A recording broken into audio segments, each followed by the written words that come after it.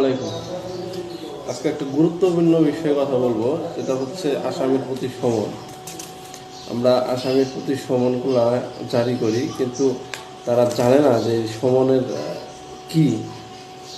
তাদেরকে যখন জারি করে আসি, বা 10 দিন বা 5 দিন ডেট থাকলো, বলে আসে যে অমুক তারিখ বা সাপোজ সামনে মাসে 1 তারিখ হাজিরা ফুটে, কিন্তু তারা 1 তারিখে হাজিরা হচ্ছে না। হাজিরা না দিয়ে যখন ওয়ারেন্ট আসে, যখন ওয়ারেন্ট ধরতে যায়, তখন বলে আমাদের তো কেউ নোটিশ দেয় না। কি একটা আজব ঘটনা!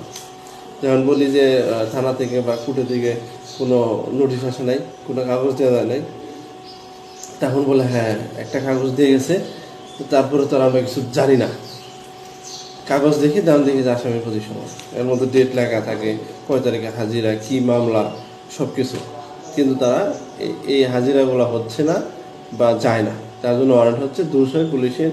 বা কোনো মামলা হচ্ছে, যারা মামলা দিচ্ছে, যেমন চেক ডিভিশনারের যে মামলাগুলো হওয়ার পর তারা বলে যে আমাদের যে বিরুদ্ধে মামলা দিচ্ছে, আমাদের কোনো নোটিশ দেয় নাই, আমরা কিছু জানি না, তাহলে আমাদের বিরুদ্ধে মামলা দেবে কীভাবে?